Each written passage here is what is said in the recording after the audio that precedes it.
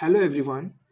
In my previous video, we learned what a graph is, its properties, and explored some of its real-world applications. In this video, let's study the different types of edges in graphs. To recap, an edge is the connection between two vertices, and it is denoted by using a line. The first type of edge is an undirected edge. An undirected edge simply connects two vertices, and the connection is bidirectional. The undirected edge is represented using a straight line. In this graph, we have an undirected edge between vertices v1 and v2. This type of edge is commonly used in representing scenarios where the relationship is mutual, like in an undirected social network where friendships are bidirectional. If a person v1 is a friend of person v2, it also means that v2 is also a friend of v1. Then we can use an undirected edge to represent such friendship. Next we have directed edges. A directed edge connects two vertices in a particular direction, so it's a unidirectional connection. It connects a source node to a destination node.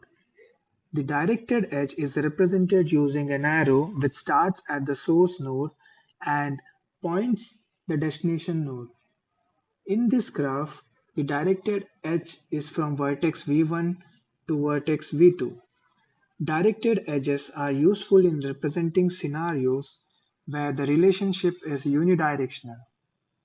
For example, in directional social network where one person follows another, if person v1 follows v2 and v2 does not follow back the person v1, then we can use a directed edge to represent that relationship. Next we have weighted edges. In this type, the edge has a weight or a cost associated with it. The weight can represent various things like distance, time, or capacity. For example, in this given graph, we have a weighted edge between vertices v1 and v2, and the weight of the edge is 3. The weight value is denoted near the edge. As an example, in a road network graph, the weight of the edge could represent the distance between the two cities. Weighted edges are crucial in optimization problems such as finding the shortest path between two cities and so on.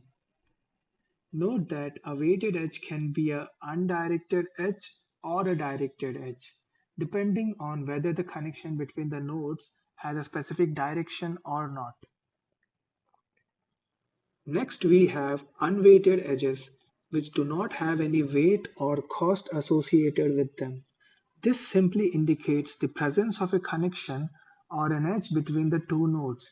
This type is often used when the relationship between the nodes is binary, meaning when we are only interested to represent that the edge either exists or it doesn't, and we are not interested in the weight or cost of the edge. Next we have a loop. A loop is also called as self-loop, is an edge that connects a node with itself. A self-loop can be represented using an arrow which starts and ends at the same node, or an edge without the arrow. Since the source and destination vertices are same, it's one and the same to use any of the representations to represent a self-loop. Self-loops can be found in scenarios where a node has a relationship with itself, such as a person being friends with themselves in social network. Lastly, we have parallel edges. These are multiple edges connecting the same pair of nodes. In this given graph, we have two parallel edges between vertices v1 and v2. Parallel edges are common in multigraphs, which we will learn in the next video, where more than one relationship can exist between two nodes. For example, in a transportation network, there might be multiple roads between two cities. and the roads can be represented using parallel edges in a graph. To sum up, understanding the different types of edges in a graph helps us model and solve various real-world problems efficiently using graph theory. From undirected to directed edges, from weighted edges to unweighted ones, each type serves a specific purpose.